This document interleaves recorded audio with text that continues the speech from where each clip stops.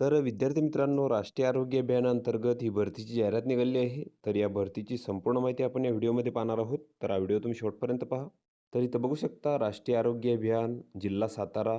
तर यांच्या अंतर्गत खालील पदांसाठी इथं भरतीची जाहिरात निघाली आहे आणि त्यासाठी इथं पात्र उमेदवारांकडून अर्ज मागवण्यात आलेले आहेत.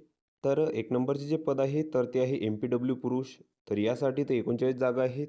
अजासाठी 5, अजसाठी 3, विजासाठी 1, भजबसाठी 1, भजकसाठी 2, भजडसाठी 1, इमावसाठी 8, ACBCसाठी 4, EWSसाठी 6, तसेच खुल्या प्रवर्गासाठी तर 8 जागा आहेत. आणि या पदासाठी तुम्हाला जी शैक्षणिक पात्रता आहे तर तुम्हाला 12वी सायन्स इथं लागणार आहे.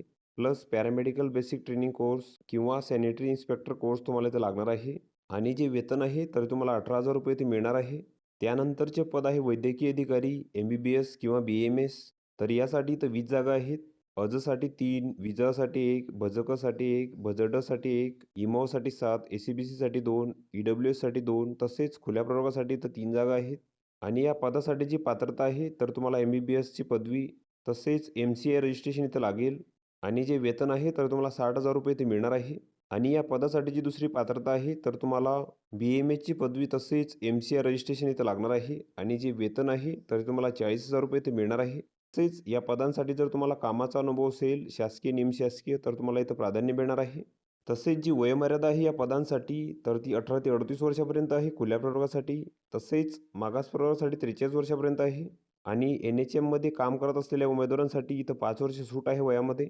तसेच MBBS उमेदवारांसाठी जी वयोमर्यादा आहे तर ती 60 वर्षापर्यंत आहे. तसेच जे परीक्षा शुल्क आहे या पदांसाठी तर ती ₹150 आहे खुल्या प्रवर्गासाठी.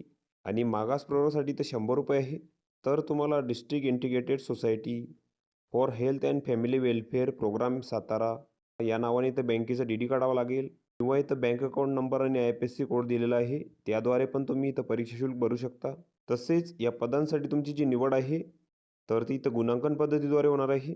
तर यामध्ये पदासाठी आवश्यक क्वालिफाय एक्झाममधील गुण, अंतिम वर्षाच्या गुणाच्या आधारे यासाठी इथं 50 गुण. पदासाठी आवश्यक शैक्षणिक पात्रतेपेक्षा अधिक शैक्षणिक पात्रता असल्याचे ते 20 गुण. आणि शासकीय तसेच निमशासकीय अनुभव असल्यास तुम्हाला 30 गुण असणार आहे. तर अशी तुमची इथं 100 गुणांची निवड प्रक्रिया असणार आहे या पदांसाठी. त्यानंतर हा भरतीसाठी अर्जाचा नमुना इथे दिलेला आहे. तर हा संपूर्ण अर्ज तुम्ही इथं भरून घ्यायचा आहे. इथं तुमचा फोटो चिपकवायचा आहे. त्यानंतर इथं तुमची संपूर्ण माहिती भरायची आहे. त्यानंतर इथं शैक्षणिक माहिती भरायची आहे. अनुभव असल्यास त्याची माहिती तुम्ही इथं भरायची आहे. आणि या अर्जासोबत तुम्हाला तुमच्या कागदपत्रांच्या साक्षांकित प्रती इथं जोडायच्या आहेत.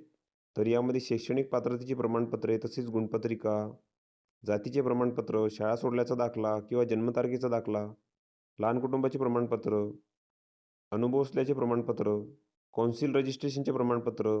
तर या सर्व कागदपत्रांच्या साक्षांकित प्रती तुम्हाला इथं अर्जासोबत जोडायच्या आहेत. आणि तुम्हाला तुमचे जे अर्ज आहेत तर ते इथं 16/1/2026 पर्यंत सादर करायचे आहेत.